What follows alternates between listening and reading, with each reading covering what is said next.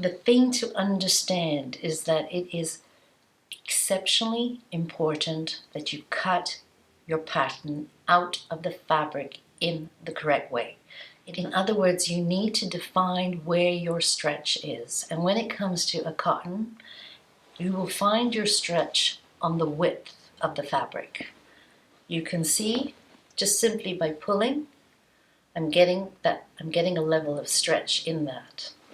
If, however, I were to cut my band out of the length of my fabric, there is no stretch. So just for the purposes of teaching here, I'm just going to lay my pattern on top of the fabric so that you get an idea of the right way and the wrong way. I'm not going to be cutting anything out because I don't think it's necessary right now to do that. So here is my hat band. I'm going to place my hat band now along the width of my fabric and make sure that it is even. Then I'm also going to place my brim pieces. And remember, I need to cut 4 of these out to make the hat. Place my hat band on the width of the fabric and then also place my brim. And for the purposes of creating a hat here, I would be cutting out 1 band from my hero fabric, 1 tip from my hero fabric, 4 sections from my brim. And then I would also need to cut out 1 band for my lining and 1 band for my tip.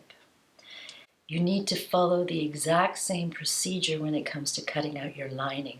In other words, don't cut your landscaping fabric on its width and then cut your lining along its length, because by doing that, you will have broken your hat pattern again. Both the lining as well as the hero fabric need to be cut with maximum stretch when it comes to the hat band.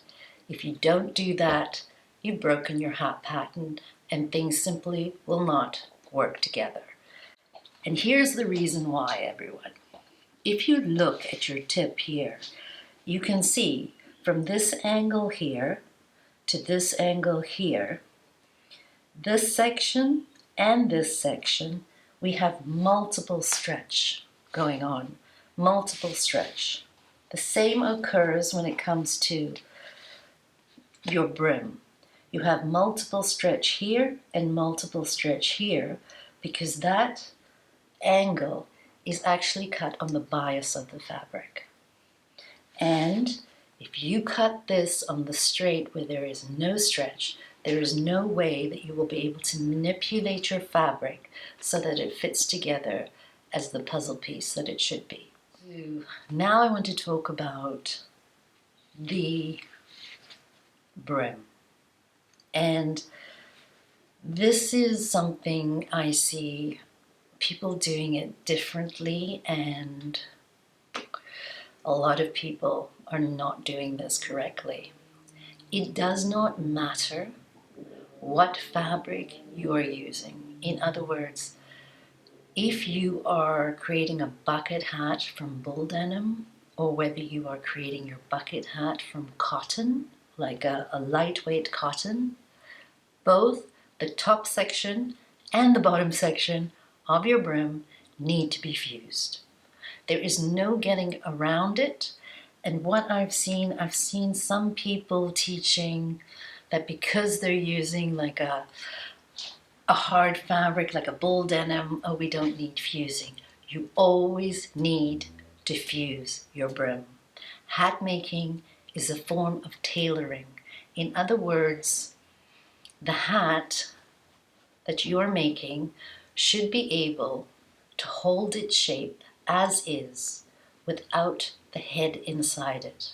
To do this, 1, it needs to be fused in the correct manner, and 2, it needs to be sewn together correctly. And you need to do your top stitching.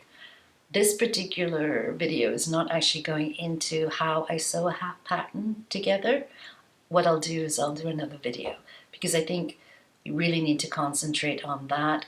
I've watched a lot of videos, and I think I've seen maybe one woman. I can't remember if she was from Nigeria or if she was from Ghana, and she came the closest to how to professionally sew a hat together. But I think there was one step between her and I which was different. But she was the most professional in how she did it. Other people that I'm seeing, I don't know what to say. I'm actually amazed that people manage to sew their hats together the way they do. I'm amazed. It's almost, for me, it's almost like one person learnt how to manipulate it and then ended up teaching so many people. That is not the way that I professionally engineer my pattern or sew it together. Just to recap, both the top and the bottom of your brim layer, top, bottom, both layers need to be fused. I've seen a few people who are only putting a fusing on the bottom layer, and then they do not do this. Do not just fuse one layer, and then they end up fusing the band, and they end up fusing the tip. And this is for a soft bucket hat pattern. You never, ever, for a soft bucket hat, for a soft hat pattern, you will never fuse your lining or your hero fabric. That goes against the whole reason why we wear sun hats. We wear sun hats to keep the heat from our head. We use cottons or linens so that the fabrics can breathe. And as soon as you put a fusing, a hard fusing on that, you're basically preventing any heat from escaping, and it's going to be hard, it's going to feel crusty, it feels cheap. And another problem, which is also a major problem, is that as soon as you put a hard fusing on here, you are also limiting the level of stretch which you can get from your hat. And that level of stretch is what makes your hat the most comfortable. So never do that. Another problem I see is that people are fusing their top brim and their bottom brim, but they're using the same level of fusing on the top brim as they do on the bottom brim. You cannot do that. You have to use a different level of fusing on your bottom brim as opposed to your top brim. If you use the same level of fusing, you will never be able to join these together in a beautiful way. You will struggle. I promise you will struggle.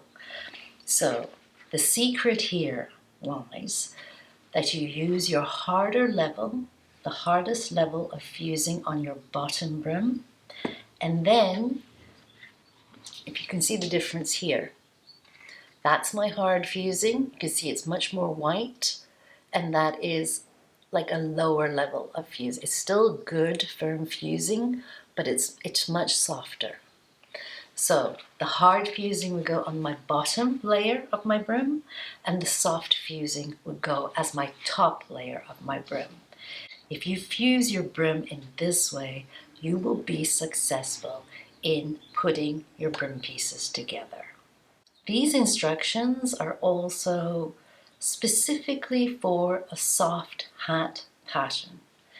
If you then wanted to move on to a more structured hat pattern, like this, the inside, things would change. Every time you change your fabric type, or every time you change the method of hat making which you're going to use, everything changes. And I think that's one of the reasons why people struggle as much as they do, because you constantly have to be updating how you fuse things, how you sew them together. It changes. if I used this level of hat making to make this, I would fail. If I use that level of hat making to produce that, I would fail. I hope that makes sense. So let's do a recap. Number one, when it comes to your cotton fabrics, when you're cutting out your hat pattern, it is very important that you lay your hat band for the landscaping fabric as well as the lining on the maximum stretch of your fabric, which would be the width of your fabric. If you lay your hat band on the length of your fabric, you have broken your pattern and your pieces will not fit together. When it comes to